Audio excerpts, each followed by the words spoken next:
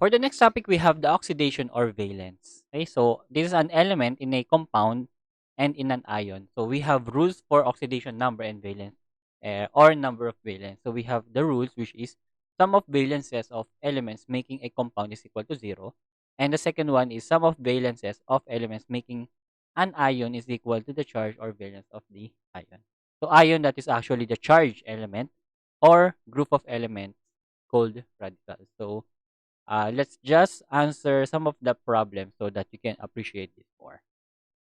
So answering the first problem is, what is the oxidation number or the state of nitrogen in HNO3, which is also called the nitric acid. Okay. So for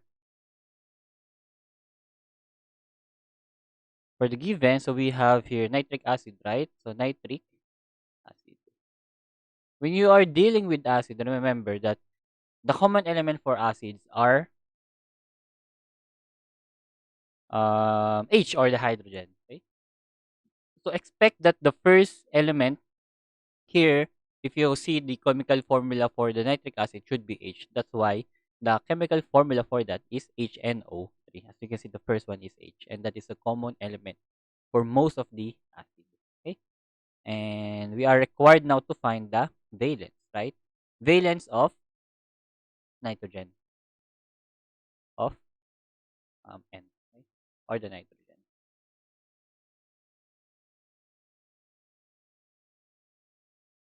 So the first one that we need to do, let's say that of course we have the compound or the chemical formula, which is um, HNO3,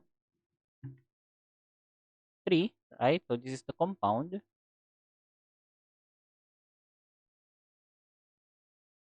We have to find the molecular weight. Okay? So for the molecular weight, all we have to do is just multiply it to this one. So this is how you do it. So for the H, so you only have one H, right? And then the molecular weight of the hydrogen, molecular weight of hydrogen, you should know this. This is 1, okay, plus you only have one nitrogen, and then the molecular weight of nitrogen is 14, right? Plus 3, and the molecular weight of oxygen is 16. Okay? So therefore, you'll have here that the molecular weight of HNO3 is just equal to 63 gram per mole.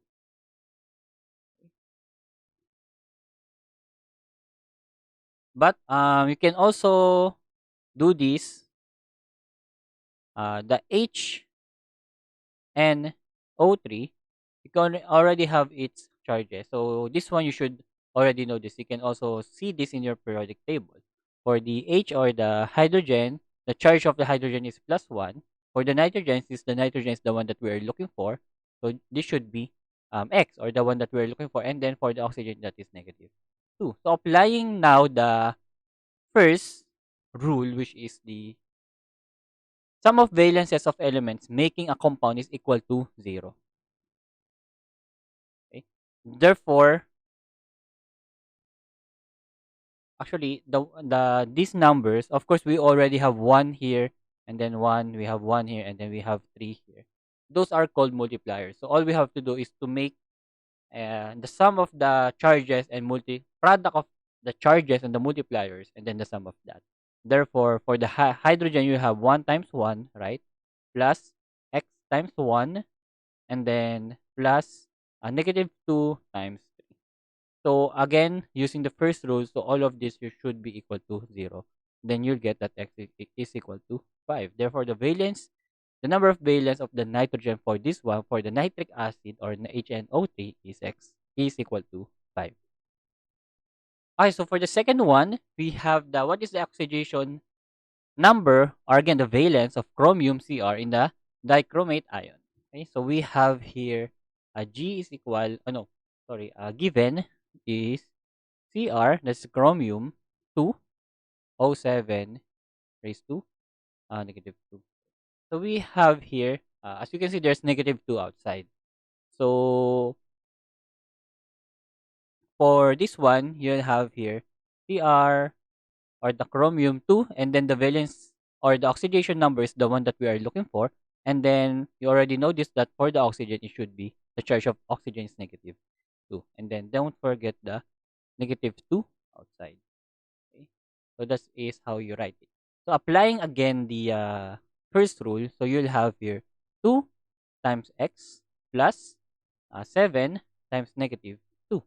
And then this must be all equal to, so instead of 0, since you have negative 2 here at the outside, this should be negative 2. So 2x minus 14, right? So this would be negative 2 plus 14. And therefore, x is just equal to 6.